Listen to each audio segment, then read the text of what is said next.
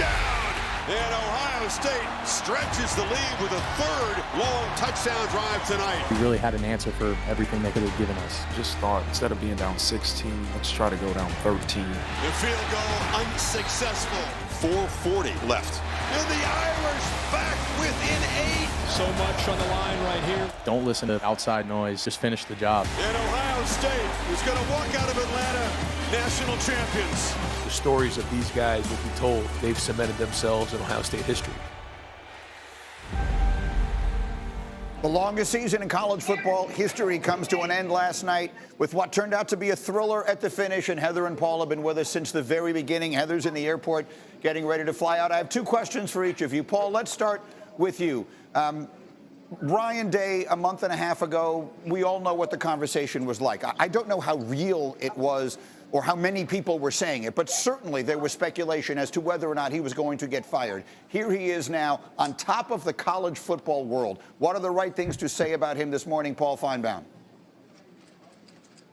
He has been fully vindicated. Yes, Michigan is important, losing 4 in a row, but winning the national championship trumps everything in the poker game of college football, and today he stands on the top of it.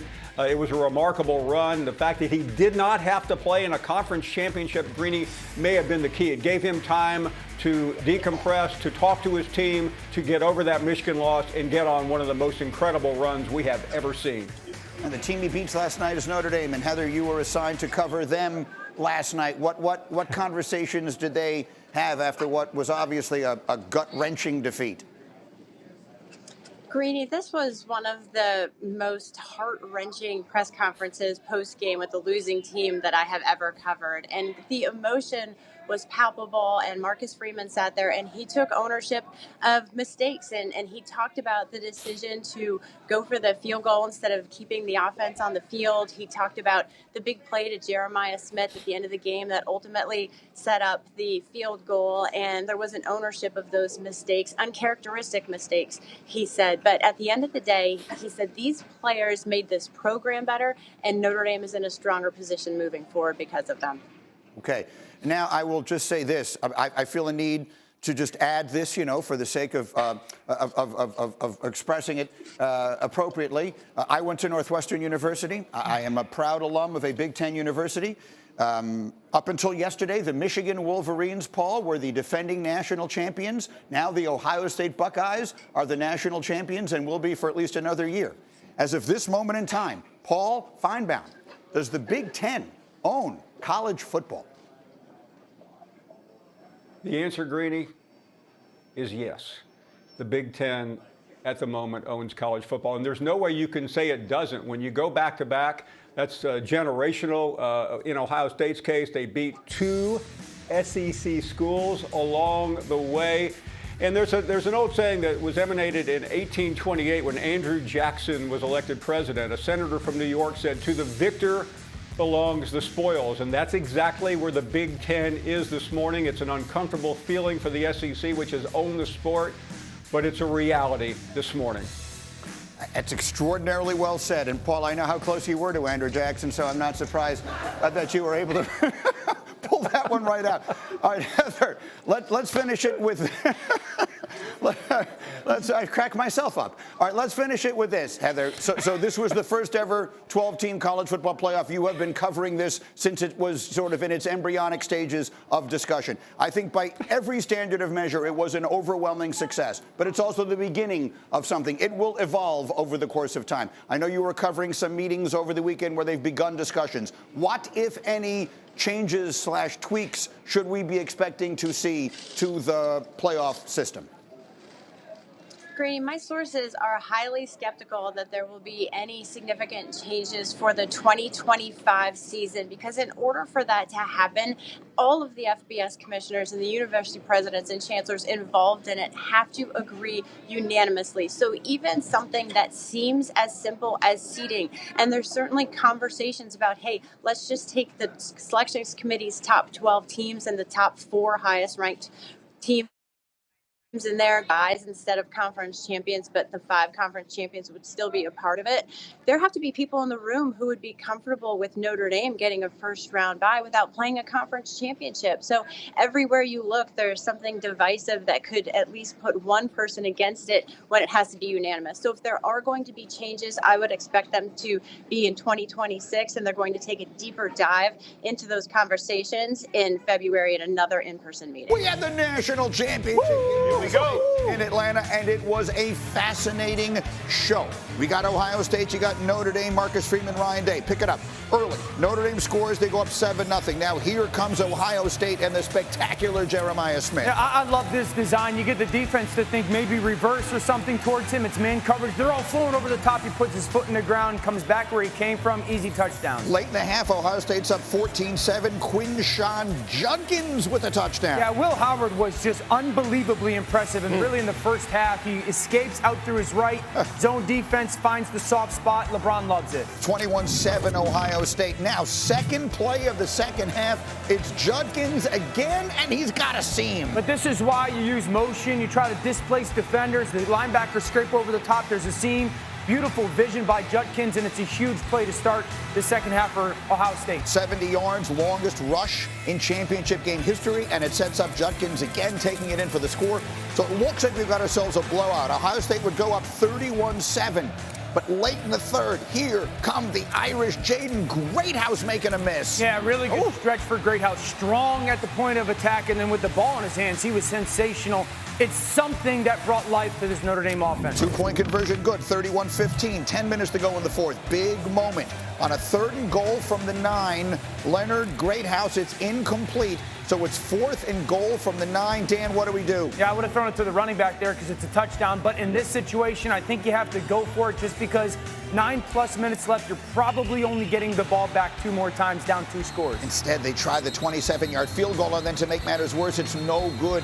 So it's still 31-15, but the Irish don't give up. They get it back after an Ohio State punt, and then Greathouse makes an unbelievable catch. Yeah, no one made themselves more NIL money in the playoff than Greathouse. Just really strong. He was the main separator making plays on the perimeter, and then I love the fact that they get the lacrosse guy face on, ball in his hands. It's a little bit of that Philly, an easy 2-point conversion for Notre Dame. So it's 31-23. Ohio State 3rd and 11. Is Notre Dame going to get the ball back? Here was the play.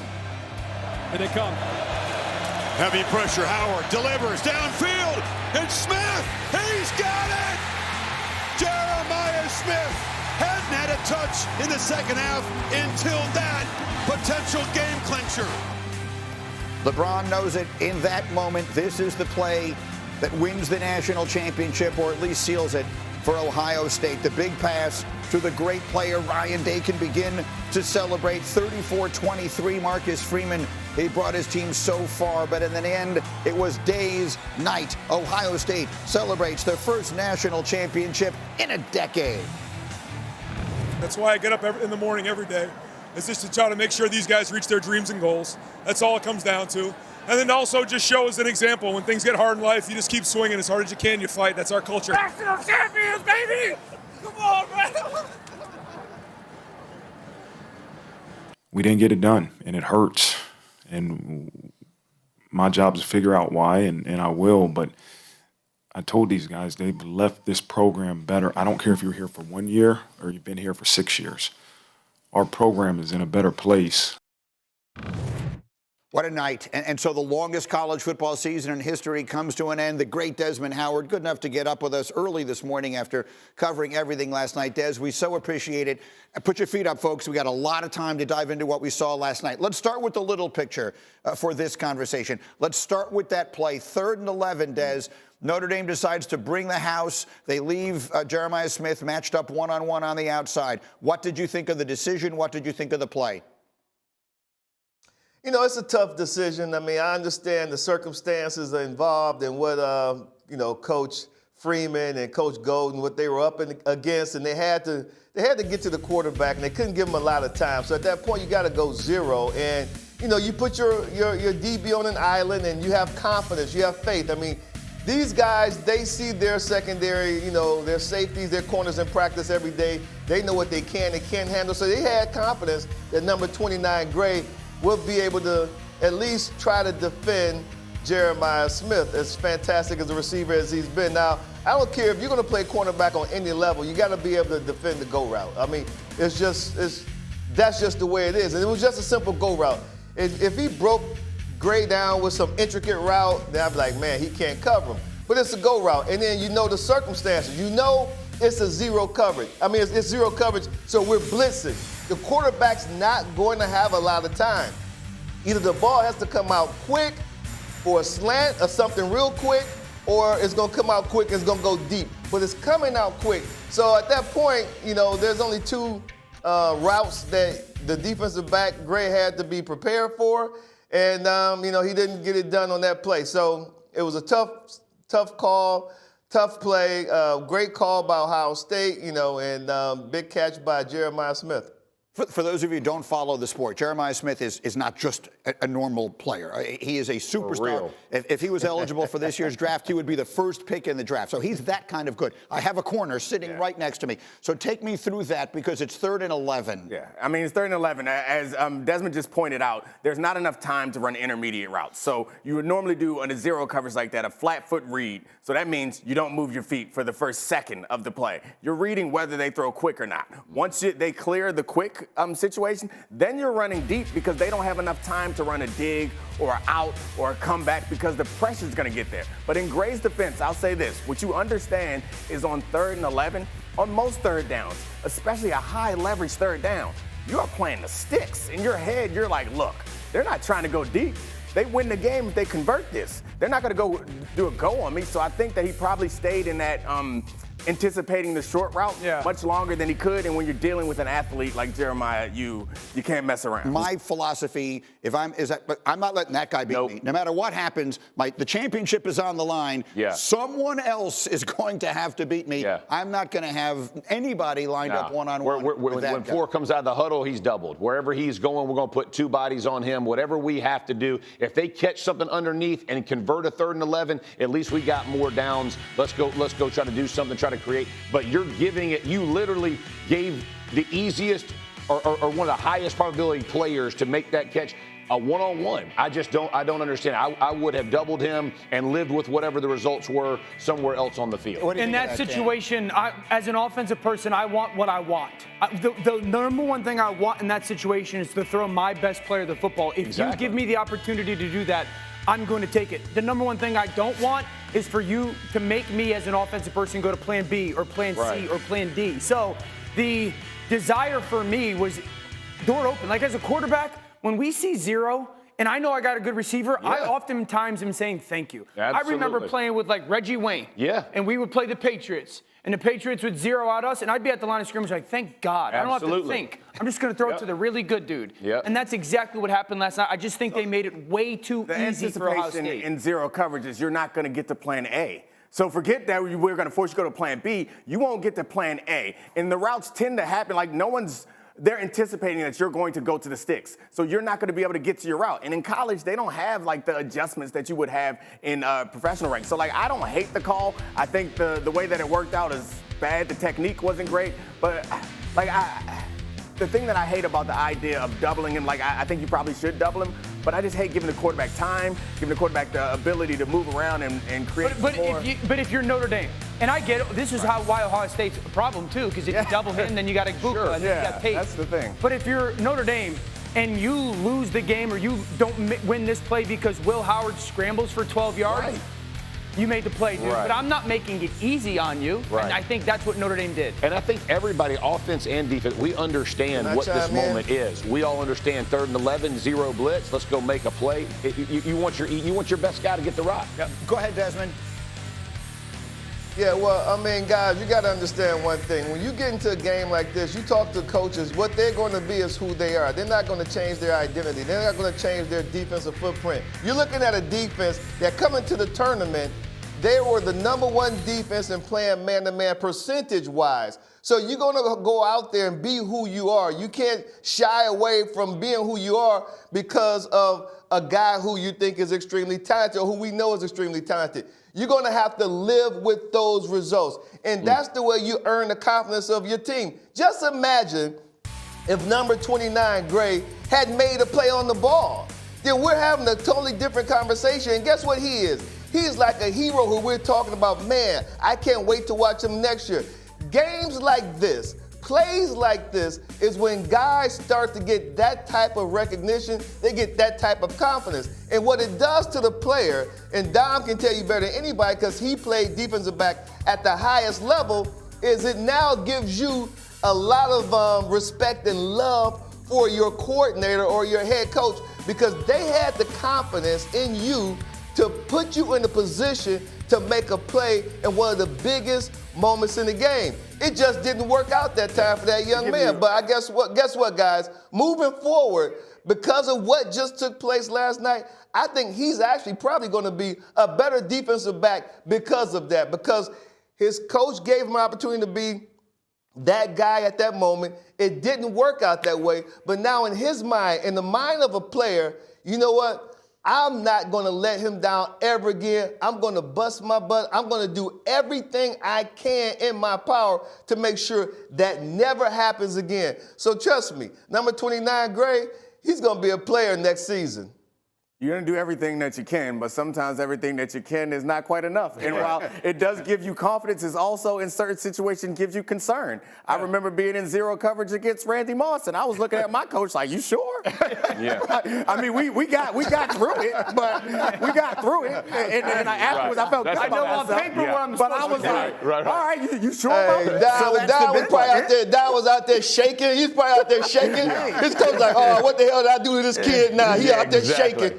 I got it done. No. Yeah. A couple times, not every time. That's the way you can tell that story now. Okay, Dom, so let's go. So that's the little picture. There were a million little moments that go into the game. In the end, I think what I mentioned it earlier, Desmond. I remember watching you guys in Ireland starting the college football season in August. At that point, we thought Ohio State was the best team. Last night, they win the national championship. What do we say about Ryan Day now, a person who, because of the struggles against Michigan and everything else, it's never felt like the Ohio State community, that fan base has fully wrapped their arms around him. Is that over forever now? I think that Ryan Day is a good person. I think he's a really good coach. I think that last night helped him tremendously with his fan base. Going into this national championship game, you would hear a lot of analysts talk about his fans and how they were against him because they lost to Michigan, but they don't really give people context when they say that, because they need to let the audience understand that he didn't just lose to Michigan. He lost to Michigan for the 4th time in a row when he had, on paper, the most talented roster. And one would argue in 3 of the 4 losses, on paper, he had the most talented roster. So their feelings towards him were kind of, not as irrational as people may think just because he has a really high winning percentage, because that's not how coaches are judged in Columbus.